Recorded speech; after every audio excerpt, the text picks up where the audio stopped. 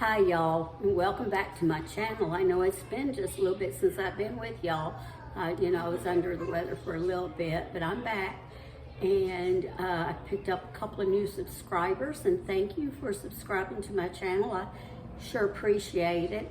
And if you wouldn't mind giving me a thumbs up and maybe giving me a comment and sharing my video, I sure would appreciate that. So remember, thumbs up, comment, and share it. And if you're new to watching my channel, I would love to have you as a subscriber.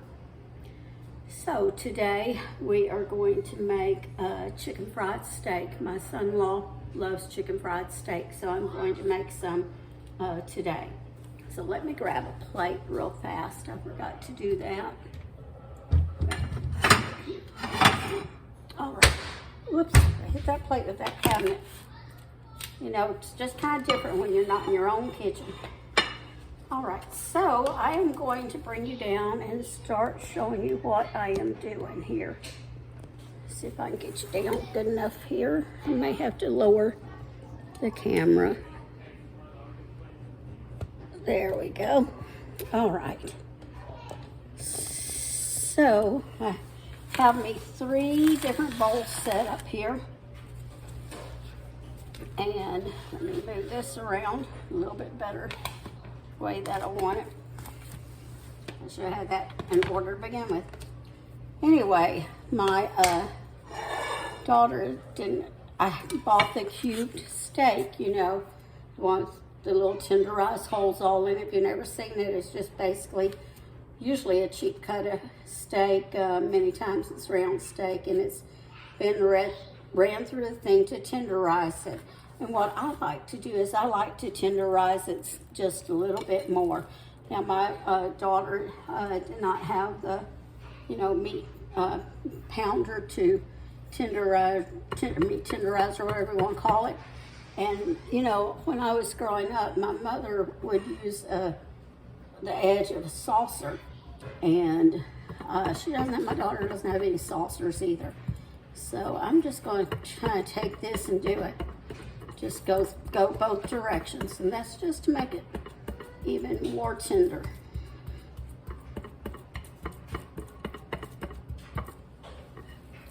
Do the other side.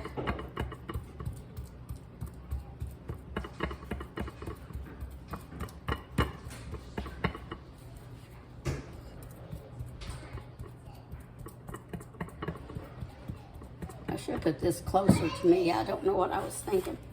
Move these out of the way so I can get a little bit closer.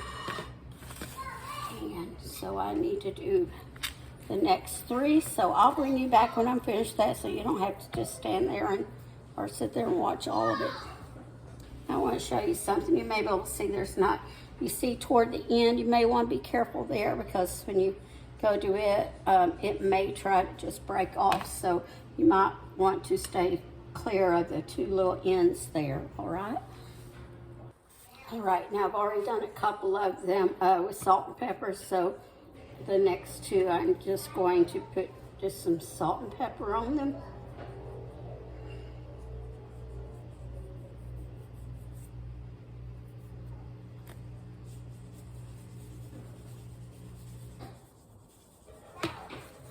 This is that restaurant style black pepper, so it's a little bit, I guess, bigger flakes or whatever. I guess the grind, I guess that's the word. The grind is a little bit bigger than what I'm used to. So be careful there. This one come out. And the holes on that shaker are big too. All right. Just a little bit more here. Okay, set them over to the side here on this foam tray, and then set my station back up. Right. Now, let me wash my hands off a second. All right, I have in the skillet, and I don't know if you can see the skillet right now, but I'll bring you closer to it when I get ready to put them in. But I have just maybe a half an inch of oil, 1/4 inch to 1/2 inch. It's a let me go ahead and turn this on. Now I'm about medium heat for right now. And so the first thing we're going to do, and I'll show you here what I have. I have flour with salt and pepper in a bowl. I have 1 egg and I don't know, maybe a quarter or a cup of milk or so, just a little bit of milk. That beaten together with salt and pepper. And then another thing of flour with salt and pepper. Now, I could have just did one thing of the flour, but I don't like going back and forth, so that's why I have 3. I don't mind doing the dishes. So just dip one in, coat it real good with the flour, shake it off. Then, and remember I always say have one dry hand, one wet hand. I'm really bad about doing that. And then just dip it in the egg mixture. And just kind of bring it up and try to shake it off a little. Do it without tearing the meat. Probably need some tongs for this one once it gets in there wet. And then do it in here. Same thing. Sometimes, you know, my brain does not want to do something and talk at the same time, and other times can't shut me up. No matter what I'm doing. And just kind of flip it and roll it around and get it all coated. And then set it aside over on a plate. And then we're just going to repeat the process. I'll bring you back in a minute. All right, y'all. I just actually ended up going back to my normal way of doing things instead of trying to be all kind of nice and proper with the forks and utensils. I just use my hands, as you can tell. And I do not remember if I told you that, but when you dip it into the flour for a second time, make sure you give it a real good shake to get all the extra off. And then just lay it out. Okay, I am going to go wash my hands. I'll be back in just a second.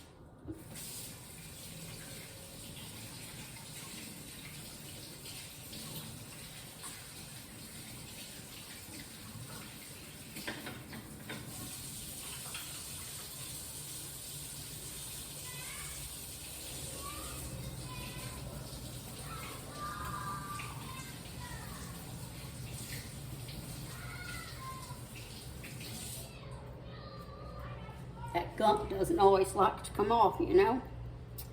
All right, let me move this out of the way. I'm going to save my flour, though.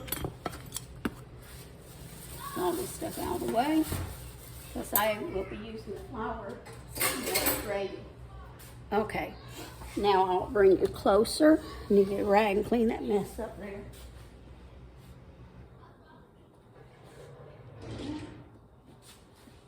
There's the rag over there. I knew I had to wipe something off right before I started. Okay. All right. Now, I'm going to turn the heat up a little bit now that I'm finished. I didn't want to get too hot too soon. So like I said, we want between medium, high heat. If you don't have your heat hot enough, then the oil will get all in your meat and make it not taste real good. Now, I'm going to go ahead and make some mashed potatoes, so I'm going to go ahead and turn those on. So they can get started. All right. Take a piece of flour. And it's sizzling. I want to sizzle just a little bit more before I start.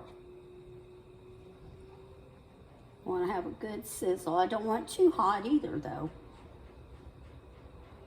A lot of it, you know, I've learned over the years, just a bunch of trial and error.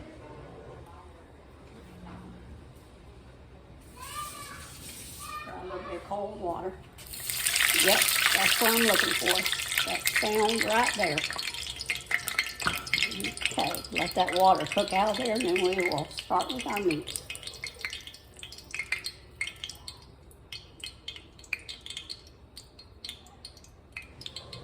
All right, we're just going to lay our meat, and I always start with the one that I breaded first. Just lay it down the skillet and This is the largest cast iron skillet that she had. So I'm gonna have to do this in 2 bunches. You know, if you're making if you're doing like several of these, then you are going to need more than just a couple of bunches. Bring that down just a hair. So I have that on like between 4 and 5. You know, everybody's stove is different. And I use cooked gas all the time, but for years I've had a gas stove because I didn't have one around here. And I would run gas line there. And so I'm having to get used to it again. I guess I haven't had a gas stove since '97. You want to just cook it till it's golden brown on both sides.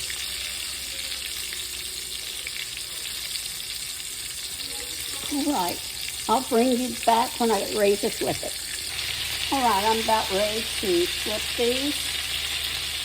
So you can see that nice golden brown there. That one there, I may put that part there in a little bit. It looks like one little spot knot. Okay. And it could just be maybe some of the flour came off. All right, now a couple of minutes on the other side, and I'll bring you back when they are all finished. Oh, and what I've got to tell you, when I take them out, I will put them on a plate with paper towel to absorb the oil that will come out of them. All right, I'm finished cooking the steaks, and so what I did was I took the skillet, I drained it into a strainer to get all of the, because I didn't want to make the gravy with the oil, and then you have all those nice browned bits there that I want to save. So I'll put this back over on the heat, and I did lower the heat down to about, I don't know, about number 2, just a little bit above low. And I have a couple of tablespoons of butter that I'm just going to stick in here. I want this kind of put on the side and it'll melt a little bit. I don't want to get where they are burned or getting too brown. So I just want to just take and melt them a little bit to make our gravy with.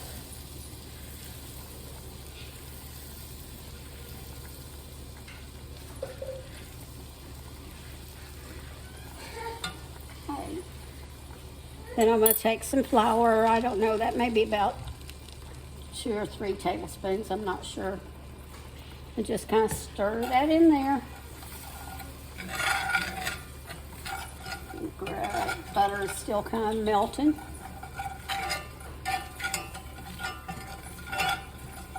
And I'm going to take some milk. And let me see if she has a whisk in here. I know she does, but here it is. Okay. And just start pouring milk in and whisking at the same time. And I don't even know how much milk is in here. I don't even know how much a cup holds. But we will see as we go along if we need more or less. And I'm sorry, you can mute your phone or TV if that scraping noise is irritating you. Just put a little bit of salt in there. And a little bit of pepper. There we go. And now I'm going to turn the heat up just a little bit. Don't want too much because you know, when I've made gravy on here before, I told you that you need it. Gravy is just one of those things you do not want to rush, or it's just not going to taste good.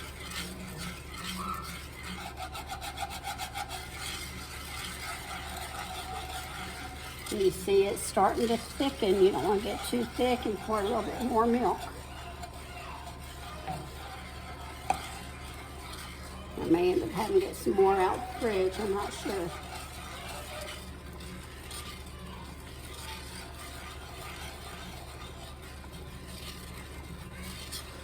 When your gravy starts to kind of, you know, bubble, that usually means it's just about at the thickness that it's going to stay at, except it will thicken as it cools off. So you want to cook your gravy where it's a little thinner than the way you like to eat it. You know, I know one time my brother had asked me, he said, what do you do to your gravy? This is his first wife.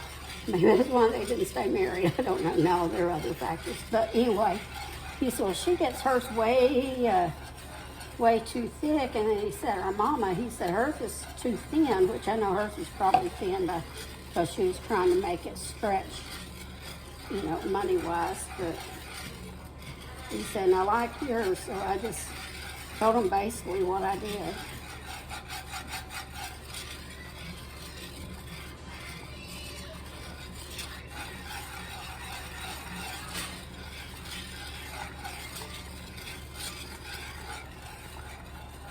You see that's starting to bubble, but I still may need a little bit more. Now it gets here, it usually is not going to clump up on you if you walk away a second or two. Before you get there, you do not want to leave it while you are whisking or stirring it. Add a little more. Let me check on these potatoes a moment and see if they are finished. That back burner, they seem like they weren't wanting to come up to a boil. I think they're just about there. Turn them down just do a little bit till I'm finished with this. Sorry about that, my throat's still giving me problems. Hey, I think this is looking good. I'm going to let it now just bubble for about 5 minutes or so. Kind of get out that, you know, floury taste that gravy can have. Because sometimes it's not cooked long enough. You can get that taste in it. It still tastes like flour. That pasty taste is, I guess, what I'm thinking of. So that's it. And when you get ready to serve it, just ladle the gravy on top of the chicken fried steak. And it's so good. All right, y'all, let me turn you back up here and talk to you a minute. I'm putting my fingers right in front of that camera. All right, always do that, but y'all should be used to it by now. I know I should learn better and not do it, though. But anyway, so I hope y'all are having a good, getting ready to start spring, just a few more weeks. How many of you will be planting a garden?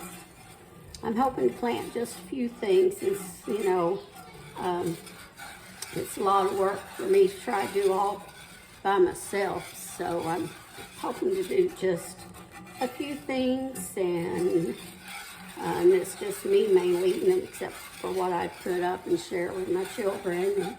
And, you know, when I see them, then I could take stuff to them. I know there's I don't know, it's not really a chow-chow, not really a relish, I don't know what you call it, that I made last year. My son really loved it, so I'll be making that again. And a lot of those ingredients I made, not all of them, but some of them, the cabbage. I know I'm not going to grow cabbage, so I'll probably get that from the farmer's market. But anyway, listen, y'all have a wonderful week, and I'll see if I can get somebody to do a test taste. Maybe, maybe not. So I guess I'll just sign off now and say to remember, always season your cooking with love, and you can see if the video carries on out for a taste test or not. All right, y'all. See y'all next time. So, what did you think of the chicken fried steak? Delicious. I mean, delicious. All right, y'all, there you have it. He's telling you delicious in every which way he can. See y'all later.